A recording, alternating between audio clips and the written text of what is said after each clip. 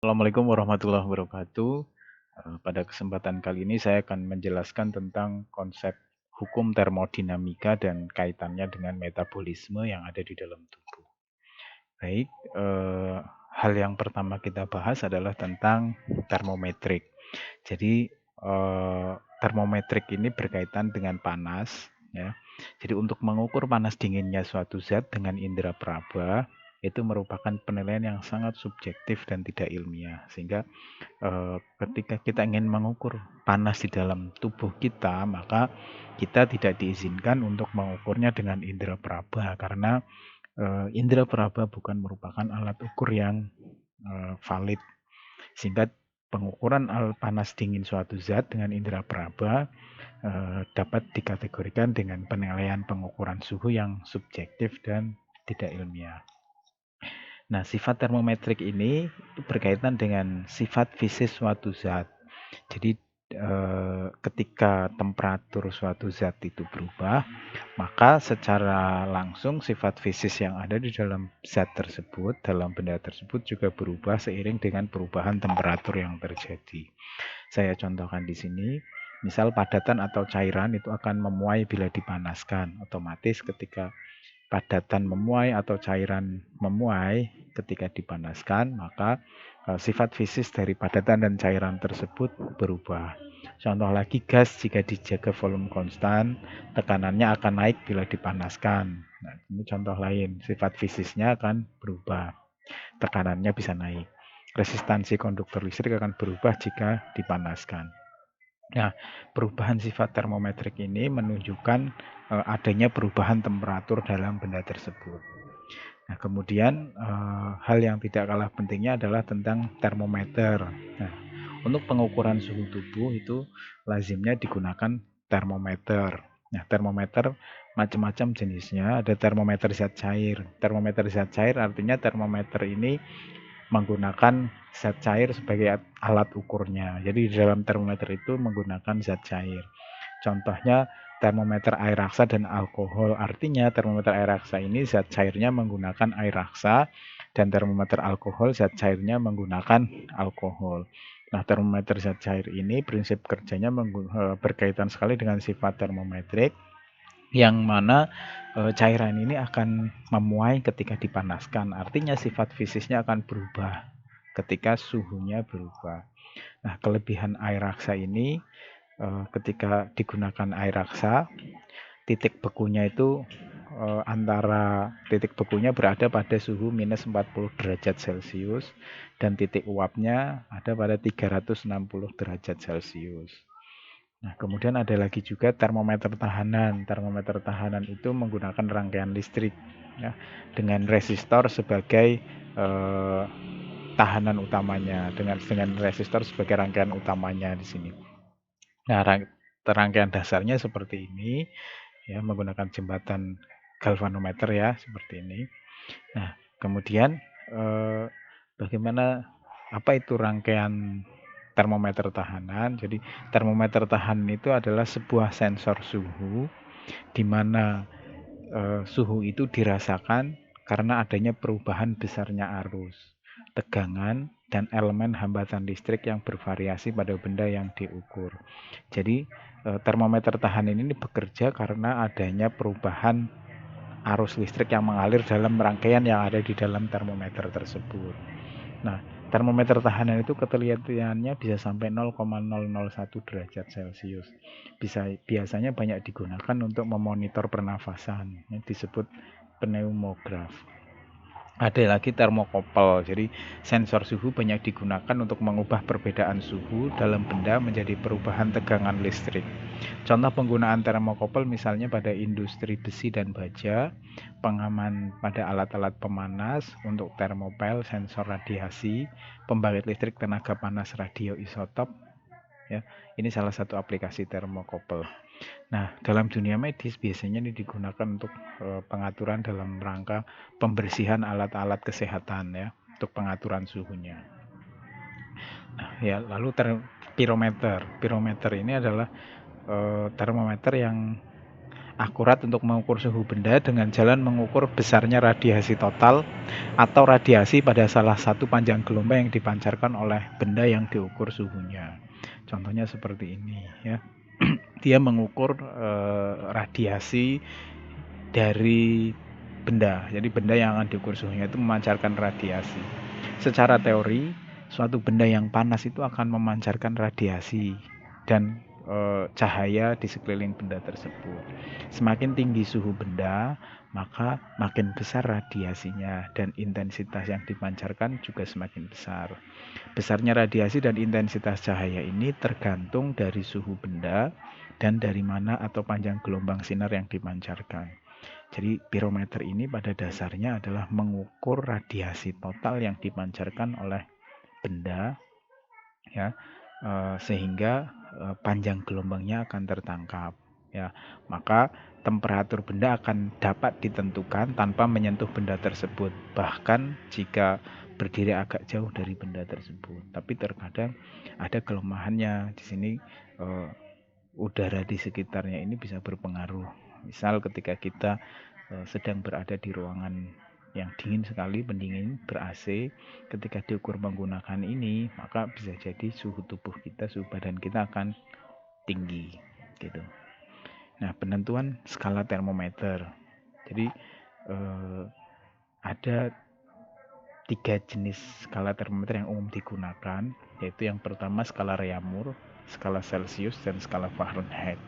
Untuk skala Reaumur itu digunakan titik didihnya, uap airnya itu mendidih pada suhu 80 derajat.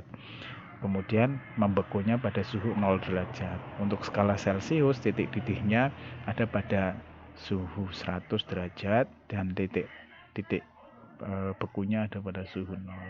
Kalau Fahrenheit 212 itu untuk titik didihnya, 32 derajat untuk titik bekunya. Dan kita dapat mengkonversikan untuk termometer skala Reaumur dikonversi ke termometer skala Celsius atau sebaliknya, dan juga ke termometer Fahrenheit. Tapi nanti silahkan dipelajari tentang bagaimana mengkonversi skala dari Reaumur ke Celsius, atau Celsius ke Reaumur, atau Fahrenheit ke Celsius, atau sebaliknya dari Celsius ke Fahrenheit. Nah, lalu ada lagi kita kenal dengan skala Kelvin. Jadi bagaimana dengan skala Kelvin? Nah, skala Kelvin itu bisa kita jabarkan dengan menggunakan persamaan keadaan gas. Jadi gas dalam suatu ruang itu akan mengisi seluruh ruang tersebut ya, sehingga volume gas pasti sama dengan volume ruang. Jadi ketika kita menempatkan suatu gas di dalam sebuah ruangan, maka volume gas itu pasti akan sama dengan volume ruangan. Jika suhu tetap, maka gas yang sudah tertentu banyaknya, tekanannya berbanding terbalik dengan volumenya. Artinya ketika volumenya makin besar, maka tekanannya akan makin kecil. Kalau volumenya makin kecil, maka tekanannya akan semakin besar. Pernyataan ini berlaku persamaan hukum Boyle seperti yang sudah kita pelajari pada konsep pernafasan atau mekanisme bernafas. Ya, jika tekanan tetap, gas yang sudah tertentu banyaknya, maka volume juga akan bergantung pada suhu. Ya, tadi kita ini PV itu sama dengan konstan, maka V-nya volumenya itu sama dengan K 273 plus T, atau V-nya sama dengan KT. Ini sesuai dengan hukum Gay-Lussac. Jika hukum Boyle dan Gay-Lussac digabung berdasarkan eksperimen, maka akan diperoleh hubungan hukum Boyle-Gay-Lussac seperti ini ya. PV sama dengan KT, atau PV sama dengan NKT. N itu banyaknya partikel gas dan K konstanta Boltzmann. Maka ketika ini kita jabarkan, akan ketemu bahwa skala Kelvin itu sama dengan 273 derajat ditambah T. T-nya ini dalam skala Celsius. Jadi misal termometer Celsius, skala Celsius menunjukkan angka 27 derajat Celsius. Berapa skala Kelvinnya? Maka 273 ditambah 27 derajat sama dengan 300 Kelvin. Jadi 27 derajat Celsius itu sama dengan 300 derajat Kelvin. Nah, ini untuk mengkonversi. dari skala Celcius ke skala Kelvin. Nah, ini tambahan tentang gas ideal. Jadi gas ideal itu didasarkan pada anggapan bahwa gas terdiri atas partikel-partikel dalam jumlah yang sangat besar. Partikel-partikel tersebut senantiasa bergerak dan arahnya itu sembarang. Partikel-partikel tersebut tersebar merata dalam ruang yang sangat kecil. Jarak antar partikel jauh lebih besar daripada ukuran partikel, sehingga ukuran partikel itu biasanya diabaikan. Tidak ada gaya antara partikel yang satu terhadap yang lain kecuali ketika bertumbukan. Tumbukan antara partikel atau antara partikel dengan dinding terjadi secara lenting sempurna, sehingga partikel-partikel yang ada dalam partikel-partikel gas ini dianggap sebagai bola kecil yang keras dan dinding dianggap licin dan tegar. Kemudian ketika kita menganggap gas itu sebagai suatu gas ideal, maka hukum 2 Newton tentang gerak itu berlaku. Hukum 2 Newton itu sigma F sama dengan M kali A, di mana besarnya gaya yang terjadi itu sebanding dengan besarnya percepatan yang dialami oleh suatu partikel tersebut. Nah, kemudian pada hukum termodinamika. Jadi termodinamika itu berkaitan dengan panas ya. Jadi hukum termodinamika, ketika kita membahas hukum termodinamika dalam tubuh, maka tubuh itu dapat dianggap sebagai sebuah sistem yang tertutup, dan di luar tubuh kita anggap sebagai lingkungan. Ya, sehingga kalau kita menganggap tubuh sebagai sebuah sistem yang tertutup dan di luar tubuh dianggap sebagai sebuah lingkungan, maka hukum termodinamika berlaku.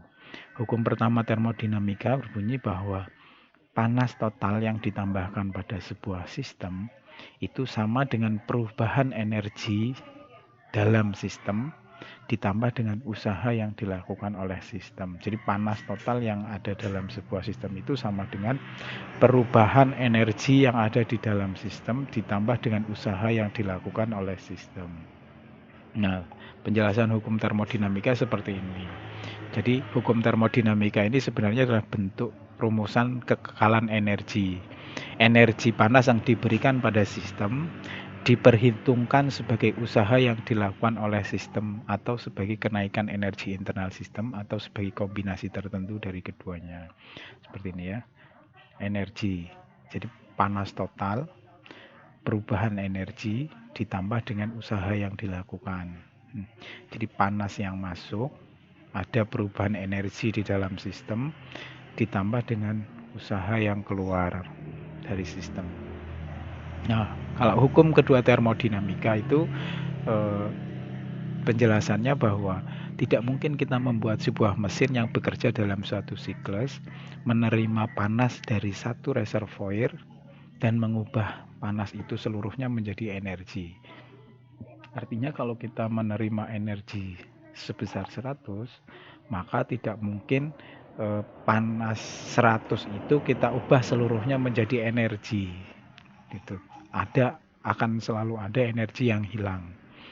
Sehingga tidak mungkin membuat mesin yang bekerja dalam suatu siklus mengambil kalor dari reservoir yang mempunyai suhu rendah dan memberikannya pada reservoir yang mempunyai suhu tinggi tanpa memerlukan usaha dari luar. Jadi kalau kita punya sebuah mesin, itu tidak mungkin mesin itu mengambil panas dari reservoir itu semacam bank panas ya, bank kalor, bank panas yang suhunya itu rendah, pasti mengambil kalor dari suhu bank panas atau reservoir yang suhunya tinggi. Nah, ini bisa berlaku mesin mengambil panas dari reservoir yang suhunya rendah dengan adanya usaha dari luar ya. Nah, mesin yang bekerja di antara reservoir dengan suhu T1 dan T2 atau T1-nya lebih besar daripada T2, efisiensi maksimalnya adalah sekian. 1 dikurangi T2 dibagi dengan T1. Ini untuk mengukur efisiensi kerja mesin. Nah, lalu bagaimana kaitannya dengan metabolisme? Kita tahu bahwa metabolisme itu merupakan kemampuan sel untuk memperoleh energi dan mengubah energi dari lingkungan. Ya. Kemudian metabolisme itu merupakan keseluruhan reaksi kimia dalam sel yang hidup. Reaksi kimia disusun atau diatur dalam jalur-jalur tertentu, mengatur penggunaan materi dan energi di dalam sel. Ya, ini contohnya. Jadi pada konsep sel dan energi, sel itu mengikuti hukum-hukum kimia dan fisika dalam bentuk hukum transformasi energi atau perubahan energi. Hukum termodinamika 1 atau hukum kekalahan energi itu energi dapat ditransfer dan ditransformasi tapi tidak dapat diciptakan maupun dihilangkan, ya. Seperti tadi yang sudah saya jelaskan bahwa hukum termodinamika 1 itu berkaitan dengan hukum kekalahan energi. Kalau hukum termodinamika 2, setiap transfer atau transformasi energi meningkatkan entropi semesta. Jadi ini bahasa kimianya, ya. Jadi kalau hukum termodinamika 2 tadi terkait dengan efisiensi kerja mesin. Kalau energi dalam sel itu hubungannya dengan ikatan kimia dan energi potensial kimia. Jadi ini jalur metaboliknya. Jadi pada hukum termodinamika 1 tadi energi bisa ditransfer atau diubah tetapi tidak bisa dibuat dan juga tidak bisa dimusnahkan. Misal di sini reaksi kimia dalam hal ini beruang coklat akan mengubah bahan kimia energi dalam ikan menjadi energi kinetik berlari. Misal manusia makan, kemudian dalam makanan tersebut dia mendapatkan energi melalui proses metabolisme di dalam tubuh. Nah, energi tersebut digunakan oleh manusia untuk beraktivitas dalam kehidupan sehari-hari, untuk berpikir, untuk berlari, untuk bekerja, dan lain sebagainya. Nah, untuk hukum termodinamika 2, setiap transfer atau transformasi energi meningkatkan entropi alam semesta. Misal saat beruang berjalan, gangguan terjadi meningkat di sekitar tubuhnya dengan melepaskan panas dan molekul kecil yang merupakan produk sampingan metabolisme. Beruang coklat dapat berlari dengan kecepatan hingga 35 mil per jam atau 56 km per jam secepat kuda pacuan. Nah, jadi berlakunya hukum termodinamika 1 dan 2 dalam metabolisme. Jadi kita tahu metabolisme itu adalah perubahan energi, kimia, dan fisika dalam kehidupan organisme. Jadi makanan itu, misal food intake, makanan yang diperoleh itu, makanan yang kita makan, yang kita konsumsi, itu sama dengan panas yang kita, kehilangan panas dalam tubuh kita, kemudian energi yang kita gunakan untuk bekerja, kemudian ditambah dengan energi yang kita simpan, misal dalam bentuk lemak dan lain sebagainya. Jadi ini berlakunya hukum termodinamika. Jadi ketika manusia itu makan, dia akan mendapatkan energi. Nah, energi yang dia peroleh itu ada dalam bentuk energi yang hilang karena memancarkan panas, memancarkan radiasi, dan lain sebagainya.